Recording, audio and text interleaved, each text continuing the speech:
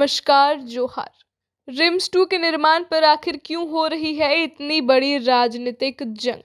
एक नई खबर जो झारखंड की राजधानी रांची से आ रही है, जहां आदिवासी किसानों की जमीन पर बन रहे रिम्स 2 मेडिकल कॉलेज और अस्पताल प्रोजेक्ट ने हड़कंप मचा दिया है।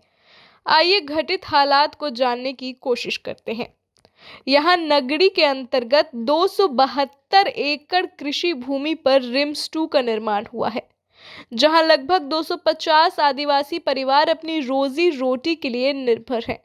इन किसानों का आरोप है कि उनकी जमीन छीनकर उन पर पहचान और जीविका की चोट की जा रही है।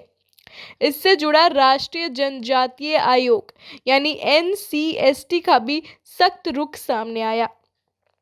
उन्होंने इस प्रोजेक्ट को बंजर भूमि पर स्थानांतरित करने की सिफारिश की है ताकि आदिवासियों की आजीविका बचाई जा सके।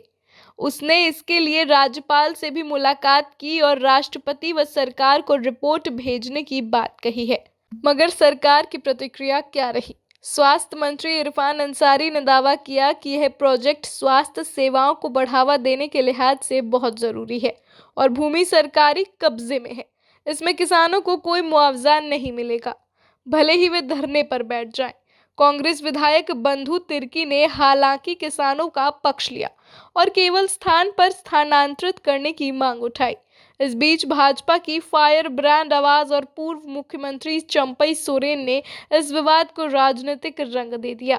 उन्होंने सरकार पर आदिवासी भूमि की जबरदस्ती छीने जाने का आरोप लगाया है और 24 अगस्त 2025 को किसानों के साथ उस जमीन पर हल चलाने की घोषणा की। अगर सरकार ने उचित स्थानांतरण नहीं किया तो वे सड़कों पर उतरेंगे। उन्होंने इस कदम को न्याय का संघर्ष बताया, लेकिन सरकार और भाजपा में इस पर राजनीतिक जंग भी छिड़ गई। और जैसे ही अक्सर ऐसे सियासी आंदोलनों में होता है, संवेदनशीलता बढ़ गई। इतनी बढ़ गई कि प्रशासन ने 200 मीटर के दायरे में सार्वजनिक सभा, प्रचार, गुबंदों और परंपरागत हथियारों के साथ एकत्रित होने पर रोक लगा दी। एक पूर्व मुख्यमंत्री को गिरफ्तार कर अलग रखा गया ताकि वे आंदोलन में शामिल ना हो सके।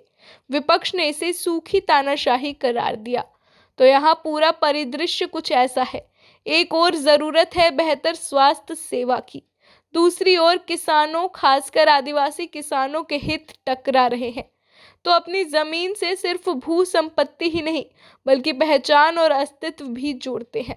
सरकार का दावा अधिनियमों के अनुरूप है, जबकि विरोधी राजनीति इसे कानून उल्लंघन बता रही है।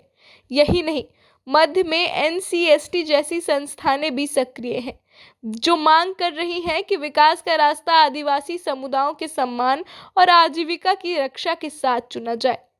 यह कहानी बस जमीन की नहीं, यह कहानी है पहचान की, न्याय की और विकास के साथ अधिकारों के लड़ाई की। धन्यवाद।